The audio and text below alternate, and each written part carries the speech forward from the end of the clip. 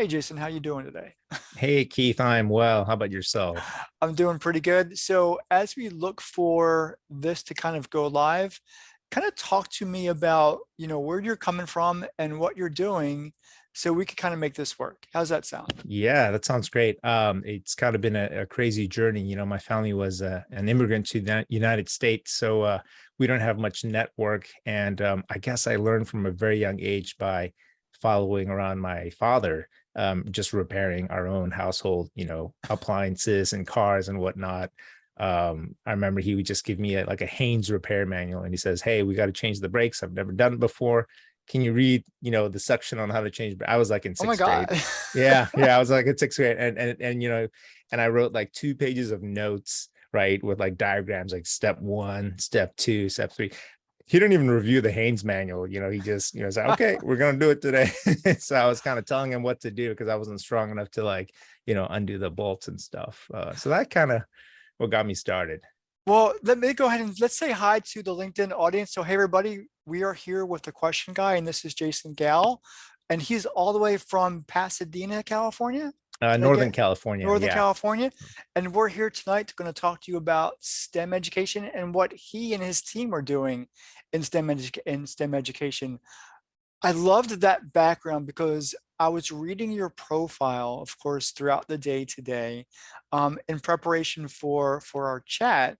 And the first thing that in your about section, you talked about your college experience.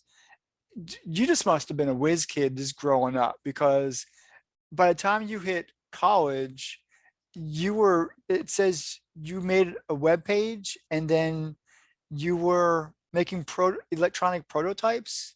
What Yeah, was, and yeah. then you got contracts. Yeah. It was kind of crazy. So I just to set the record straight, academia wise, my grades I think were pretty straight and perfect up until freshman year of college, where Oh, I started to focus more on, building this business and exploring all of these other opportunities. And I didn't focus as much in school. I mean, I still passed, right?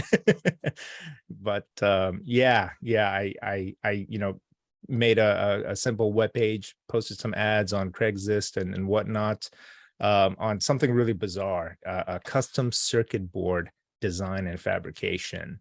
but that was your Yeah, design. yeah. It was my design. I had just learned how to, a pretty effective way to do, printed circuit boards, CAD model on computer, printed on a laser printer on a special transfer film, and actually iron it onto the board, then bake it in a little toaster oven, Oh and my then etch it gosh. in an acid.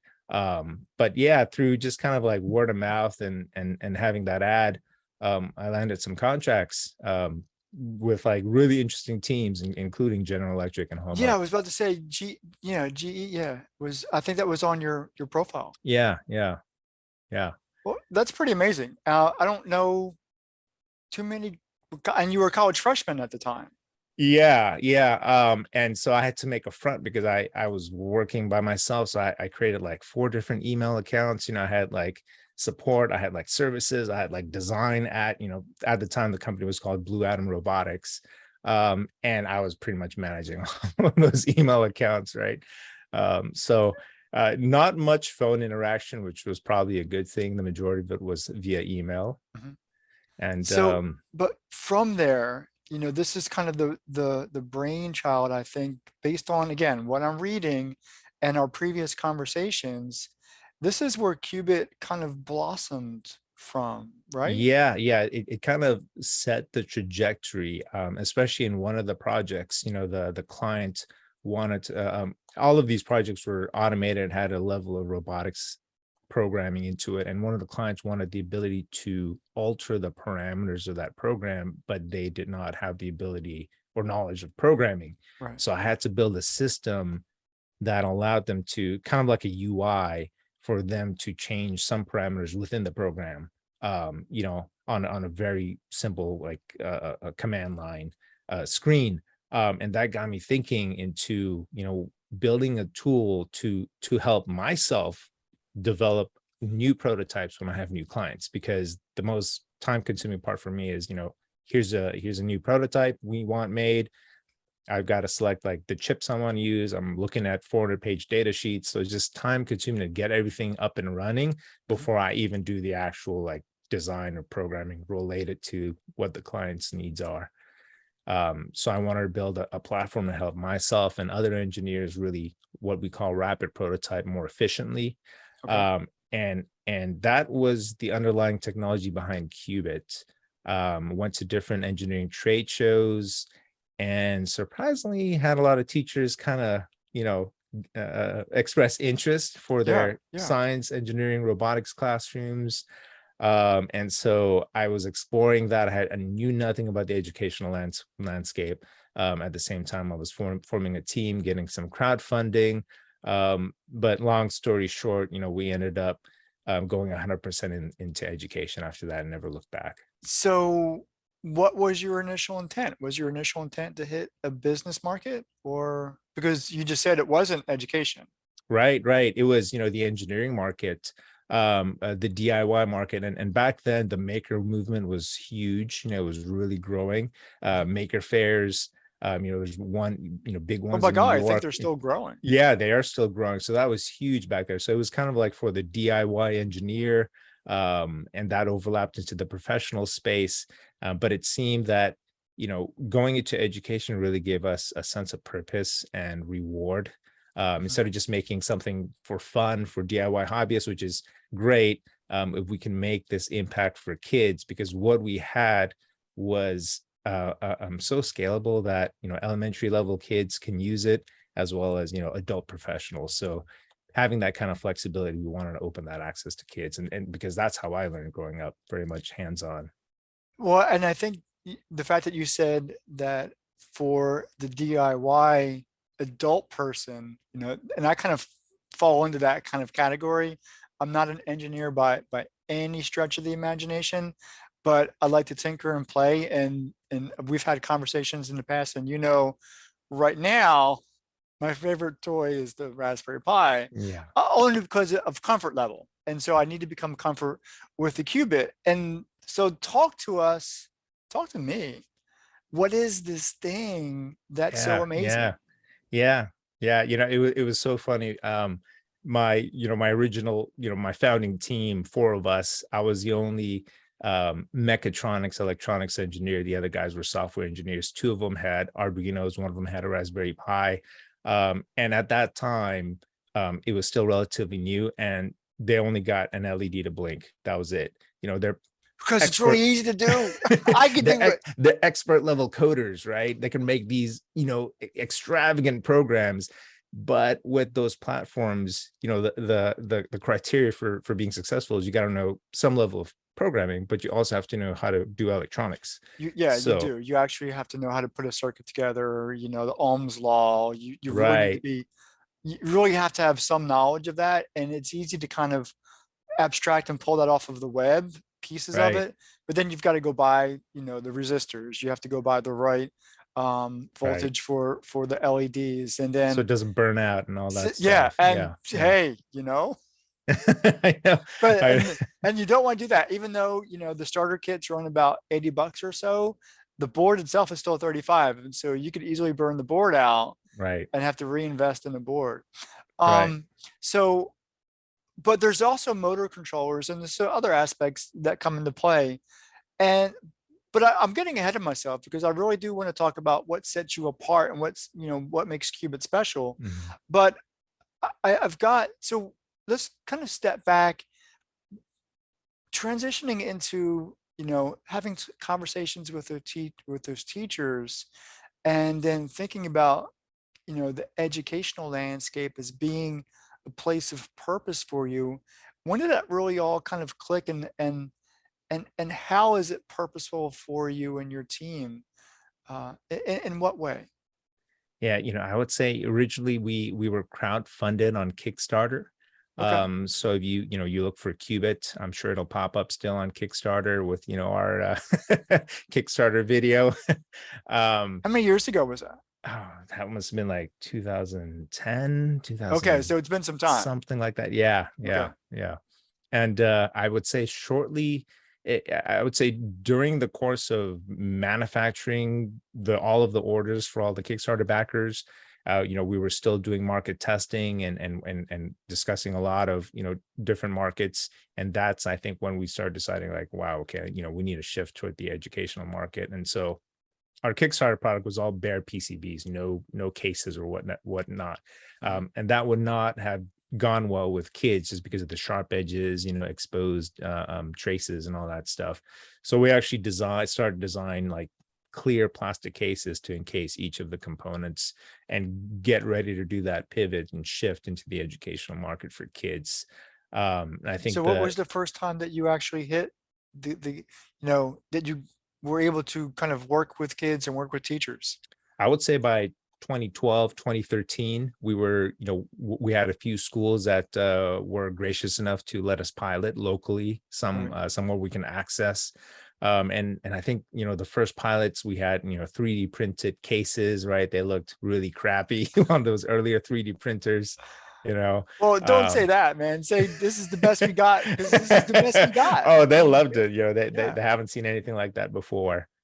So that was a lot of fun. And so what was the reception? Because at some point, it couldn't have just ended at, three kids or three schools. There had to have been a point of interest to say, hey, um, people liked what you had, and then you liked what you were doing. And so there had to have been a marriage at some point. Yeah, it was a big learning curve, as engineers and my whole founding team being engineers, to us, it's like hey, the value is apparent. Like, let me, put this in front of you and tell you, these 20 super cool technical specifications that are, our differentiator. And then the teacher would just be like, whoa. Yeah, you just even talked over my head, and I'm an Right, right, educator, right, man. So right. quit it. And that would be like, where's the curriculum? So, Curriculum. so for you, it was kind of you had to learn a new language. Oh, You had big to time. learn, how to talk with teachers at their level. And then they also had to learn about your tool. So Hmm. Hmm. it was still a marriage. And so Yeah. talk to us about that learning curve. Yeah, I would say it probably took us a few years to really understand kind of how to make this successful for teachers. Okay. And that's a combination of, constantly improving the curriculum, not only making it high quality, but making it very easy and flexible for the teachers to use. Also the support for the teachers, right? And then depending on whether it's used in like a core science classroom, we need to be standards aligned to Right, right. various state standards. So we had a lot of learning to do, and we had to build out kind of a curriculum library. We can't just build out like hey, these are 5 units you can use. Well, that's not very appealing. So yeah, we had to invest a lot in building those out. So the next generation science standards. So that's kind of one of the credentialing standards. So does your curriculum fall under Yeah. NGSS? Yeah, Yeah. that's one of the first standards we follow, just because that's one standard has the most states that have adopted it. I think we're somewhere around 23 states that have Right. adopted NGSS. So that would allow us to kind of, fly into these 23 states, versus just, going after Texas standards or Florida standards. Well, and is it what's the international standard? ISTE There is is yeah, ISTE. Yeah, okay. ISTE, I And believe. so how do you fit into that We if you haven't do? really looked at that yet. Not Yeah, yet. we've just been Okay. focused on the big ones, NGSS, Florida, and Texas. Yeah, Okay. and then we've done a couple of small ones here for specifics for computer science in like Wyoming and whatnot. So for this to work in the K-12 school system, it has to be teacher friendly. Excuse me, it has to be kid friendly. How kid friendly is it? I mean, no, literally, how is it? Because you want to teach logic, but you want to Hmm. teach, you Hmm. know, all the other aspects. You want them to be able to appreciate the build. You want them to appreciate, Hmm. how things work. You want to appreciate them, the code. And for all intents and purposes, it should do something at the end of the day. There should be some Right. value added to the student. it's not just about turning an LED on and off. I could do that Hmm. with Hmm. an if else, statement. If something goes right, turn the LED on. Yeah. Um, so how does this kind of work in terms of what value are you given the K-12 students and Yeah. Yeah. the teachers as well? Yeah. Yeah. That's dead on.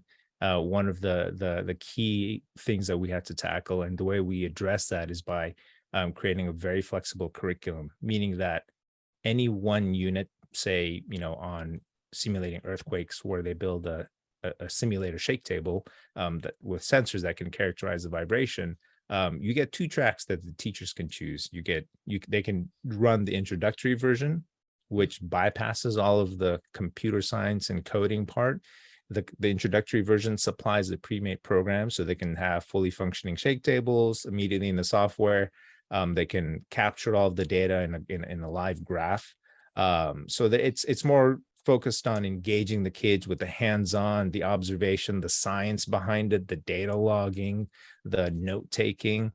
And for that same unit, when the teacher and classroom feel comfortable, they can choose to scaffold into the mastery version, which has additional lessons on building the program from the ground up, how each of the program commands work, what do they do, et cetera, and then how the kids would alter that program to change a certain output on the project. So we use that scaffolded approach. So you're not married into always having to get right into programming. It's like, because our approach in STEM is very much an integrated approach. So we don't, each one of our units is not just for like, oh, this is only computer science or this is only earth science. We have units that are weighted for earth science or computer science, but it's very much an integrated approach, because that's what we believe, and what I've seen the industry really holds most value. Engineers or professionals that can have a good understanding of cross-disciplinary subjects. So is it, I mentioned K-12, which is everything from first grade to 12th grade. Mhm. Does it encompass all 12 grades, or are you focused on a certain age grade level for your Yeah, K-12? I would say our sweet spot is upper elementary, middle school. High school is something we started doing kind of toward the tail end of COVID, so that's still something relatively new for us. And the platform itself is fully capable. We just haven't developed enough curriculum units for those grade levels. So is there intention in the near future? Because, and the reason I say that is because there's lots of companies out there that really target that high school going into college, Mhm. getting them that portfolio ready stuff. So I was thinking, that would be a really good target market for you when you get there. Absolutely, absolutely. And right now, we say K-12. The Qubit platform is used at Arizona State University for their online robotics program. That's a curriculum they develop on their own. Okay. But we don't have that curriculum, so we're not going to say that we support university. NASA You Jet just gave them a Propulsion shout Lab. out, Yeah, yeah, I just did. uh, which is good. I mean, that's good because right. they use your tool, and so they know how valuable it is. Yeah, yeah, and we kind of stay in touch with them to get feedback. Same with NASA Jet Propulsion Laboratory in Pasadena, California. They've been using our stuff for the last 3, almost 4 years. They have published curriculum activities based on our stuff. You'll see it in the photos. Cool. And so what we try to do is also learn about how these kind of leading STEM organizations, from higher ed like ASU all the way to, professional industry like NASA JPL, what kind of things are they doing with the platform? And we feed that back into the K-12 market to kind of start, helping kids go in that direction, so that when they graduate, they're proficient and they're prepared in the methodologies, pedagogies that, these other leading STEM institutions are doing in the professional field. Now, I've had conversations with teachers, not just here in Virginia, but really all over the states. And well, there's a lot of themes out there in K-12.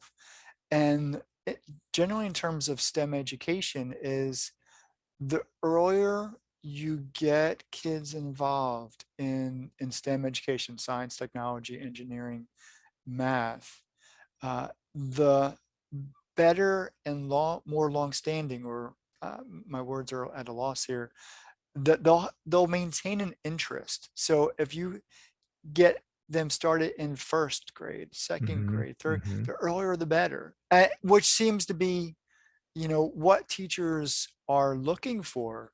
And so my earlier statement that if you can target the high school, even though that's a really, specific, target point, the value that you're giving the younger kids is really awesome.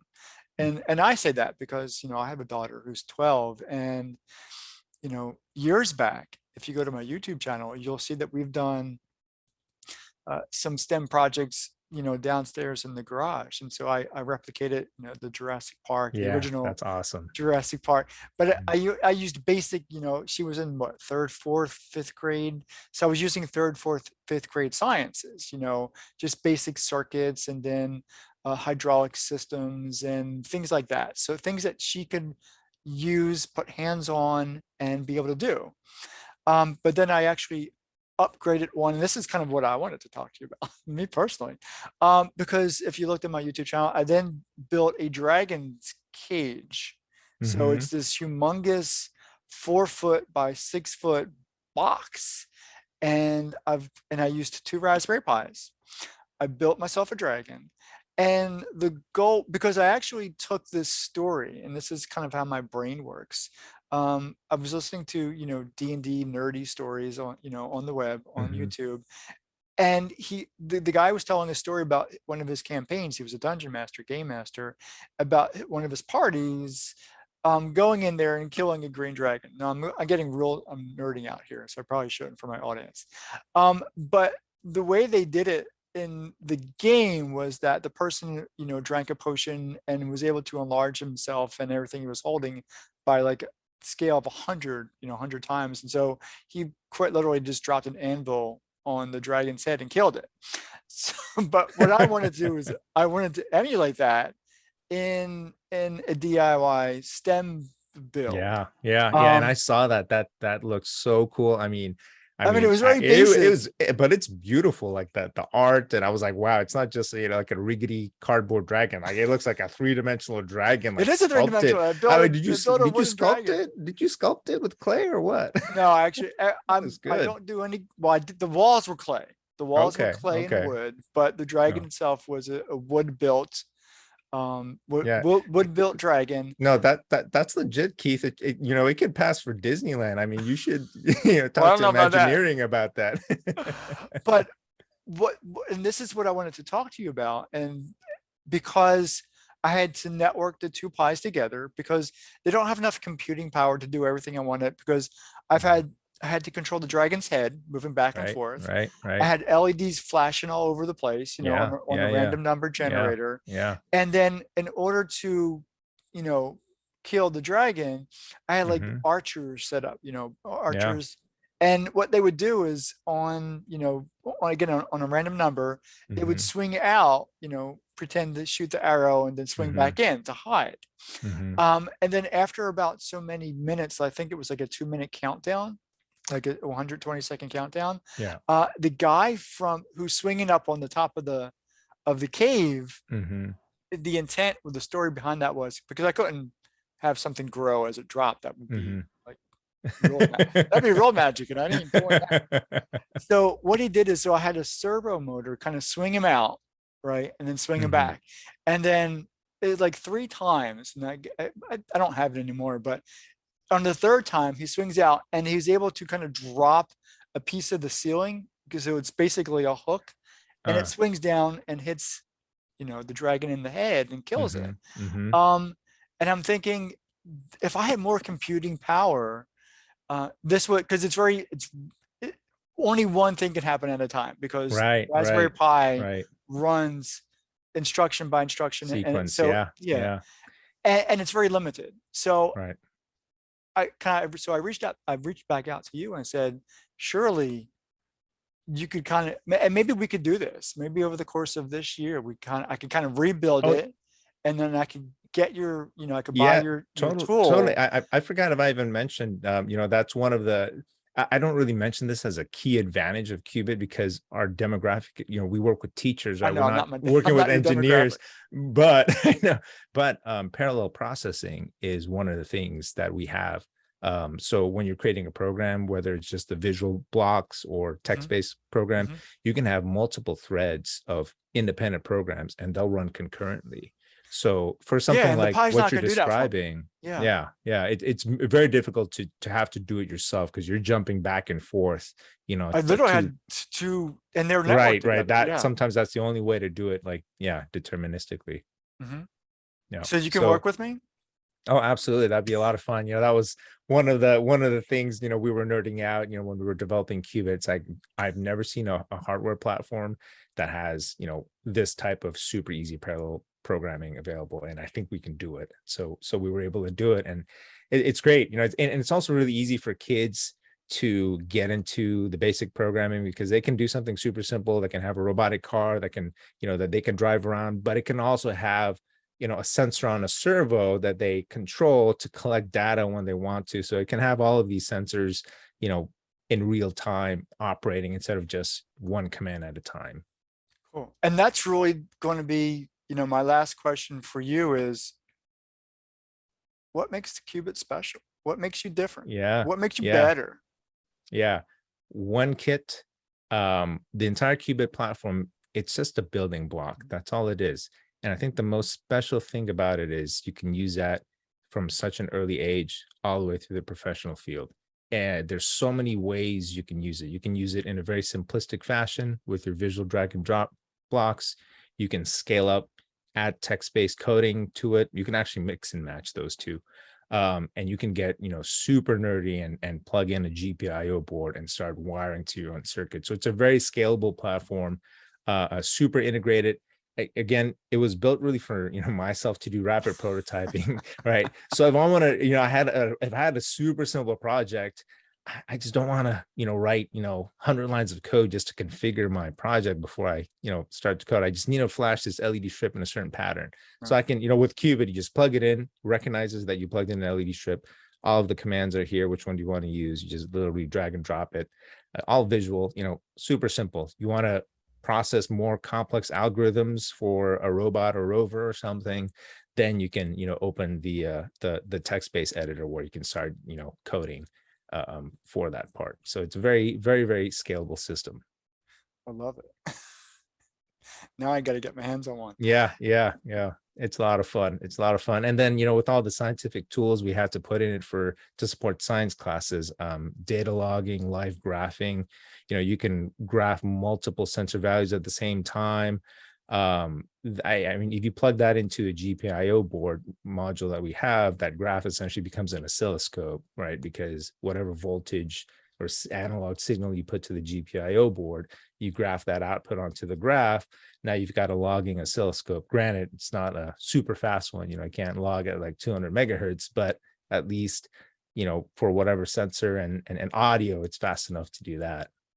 Cool. Jason, our half hour is up, but Wow, it it's flies like that.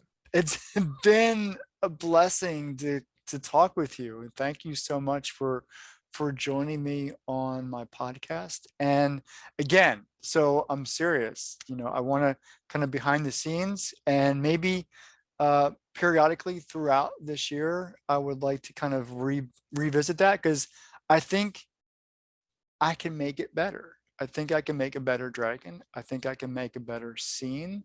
And I believe the qubit is going to be that tool to make it work. Because I need parallel, processing. I Mhm, need for things to work simultaneously, like the archers and the dragon head to kind of work together.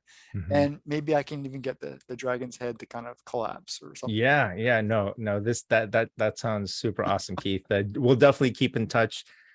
This was, a great pleasure. Hello to all the LinkedIn viewers. Thanks for doing this and asking me all these questions. It gets me, sometimes in the day-to-day tasks that I have to do. kind of you asking me all these questions that backtrack, how we got here, why we are doing what we're doing, just brings invigorates that excitement again. I So appreciate that. thank you very much. Thank If you. you could kind of hang on, let me take us off the live stream and we could kind of debrief on the back end. Okay, Okay. perfect. Thank you much. Thank you.